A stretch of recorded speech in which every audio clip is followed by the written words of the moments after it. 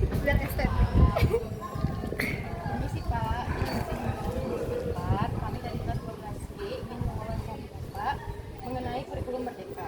Pertanyaan yang pertama, apakah yang Bapak ketahui tentang kurikulum Merdeka dan apa pandangan Bapak mengenai kurikulum Merdeka? Jadi pemahaman saya tentang kurikulum merdeka. Jadi kurikulum merdeka merupakan kurikulum yang dirancang oleh pemerintah berdasarkan minat dan bakat anak. Jadi itu pembeda utamanya. Di mana kurikulum ini mengedepankan potensi yang dimiliki anak, kesiapan belajar anak dan lingkungan belajar anak. Nah, dalam kurikulum merdeka, setelah implementasi yang terjadi atau dilakukan, saya melihat bahwa kurikulum ini dapat dilaksanakan mengingat kebutuhan anak berbeda. Jadi dalam belajar, anak itu memiliki kesiapan belajar yang berbeda-beda, memiliki minat belajar yang berbeda-beda, dan kebutuhan belajar yang berbeda-beda. Nah, maka dari itu, pemerintah hadir melalui kurikulum merdeka untuk memastikan kesiapan belajar mereka diterima, kebutuhan belajar mereka diterima, dan bakat mereka bisa dimaksimalkan.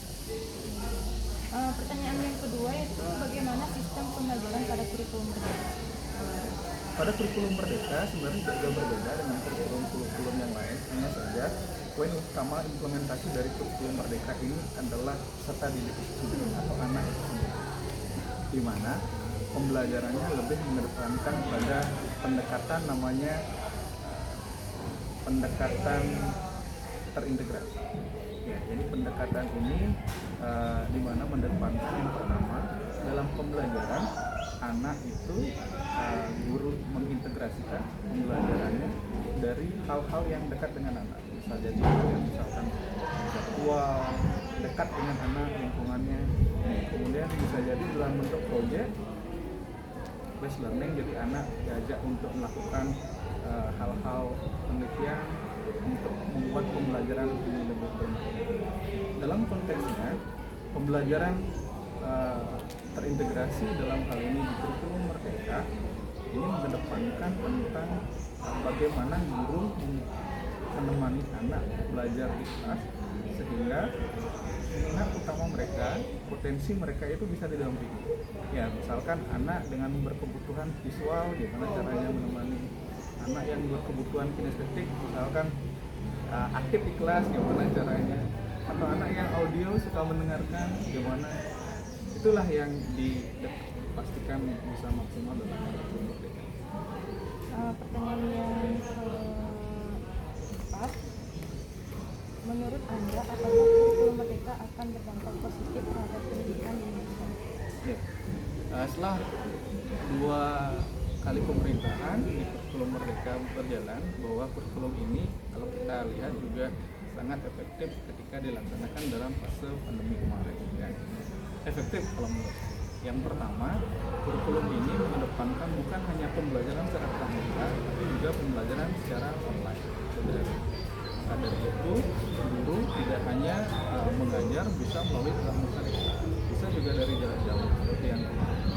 Artinya pada kurikulum ini guru tidak harus serta-merta hadir di kelas, tapi juga hadir dalam ruang guru.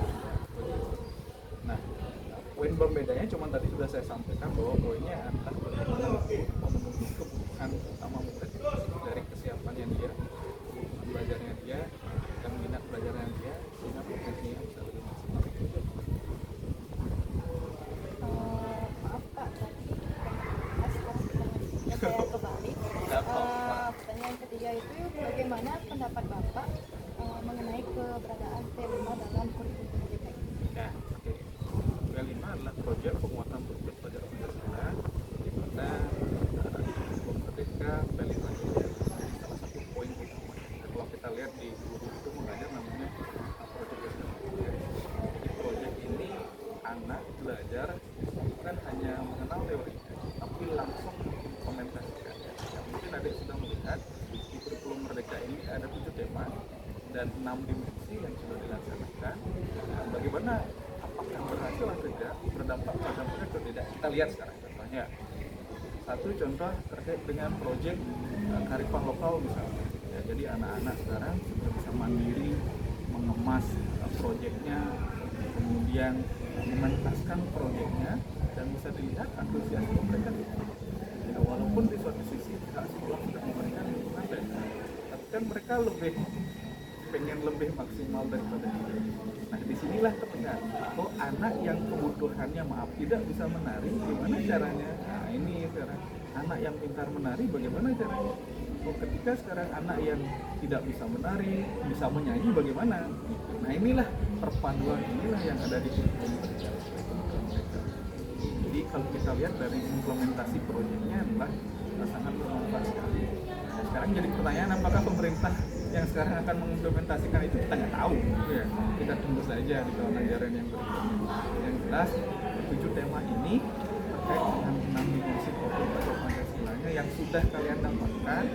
Misalkan sekarang kewirausahaan, keluarga sudah dilakukan kewirausahaan dan sebagainya. Sekarang beberapa produk di sekolah hasil dari penjualan produk kewirausahaannya gitu contohnya.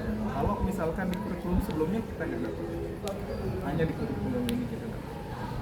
Baiklah, pertanyaan yang terakhir, apakah Bapak juga setuju jika kurikulum merdeka ini diganti dengan kurikulum yang baru? Ya. Nah, di kurikulum yang baru sebenarnya sekarang pendekatannya berubah. Yang tadi kan terintegrasinya itu diferensiasi. Sekarang menjadi pendekatannya deep learning.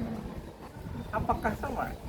Sama sebenarnya, cuma cara pembicaraan yang berbeda. Nah, di mana di pendekatan yang sekarang belum bernama kurikulum apa namanya ya, yang sudah muncul namanya deep learning. Deep learning itu ada beberapa poinnya sama. Tadi sama, mengutamakan bakat murid, kesiapan murid, kebutuhan bakat murid, itu yang pertama. Yang kedua, kita dulu belajar namanya mindfulness, kesadaran belajar. Itu sudah muncul di kurikulum merdeka. Sekarang mindful namanya. Yang berikutnya yang terakhir, joyful namanya. Joyful, kesenangan, kebahagiaan. Di kurikulum mereka sudah muncul, ice breaking namanya gitu. Sebenarnya sudah ada semua ini, kemasannya aja berbeda. Nah, pertanyaan sekarang mau diganti atau tidak? Kalau pribadi saya sebenarnya kita tetap aja di rumah yang sama. Entah bagaimana pengurusannya. Siapa yang kasihan? Anak yang kasihan. Belum selesai 1 semester atau 1 tahun sudah ada kurikulum yang baru. Mereka kan bukan ajang uji coba yang dilakukan oleh pemerintah kepada anak. Yang penting sekarang anak, bagaimana bakatnya mereka bisa tersalurkan, bagaimana potensi mereka tersalurkan, dan peran kami sebagai guru menuntun mereka untuk mencapai keinginan mereka. Apakah mereka melanjutkan kemana nanti, kemana, dan sebagainya. Yang jelas masalah mengganti, kalau kita lihat dari kurikulum yang sekarang yang direncanakan itu kurang lebih semuanya sama ya. Jadi bentuk dari mindfulness-nya, joyful-nya kurang lebih sama. Tergantung sekarang pemerintah mau mengembangkan seperti apa. Yang terpenting anaknya senang, kemudian dia sadar untuk belajar, dan potensi anak sampai. Itu aja, kita cukup bagian itu. Masalah gurunya kita akan belajar sendiri. Udah tugas kita sebagai guru. Terima kasih Pak atas jawabannya dan tanggapannya sangat maksimal dan Mudah-mudahan membantu.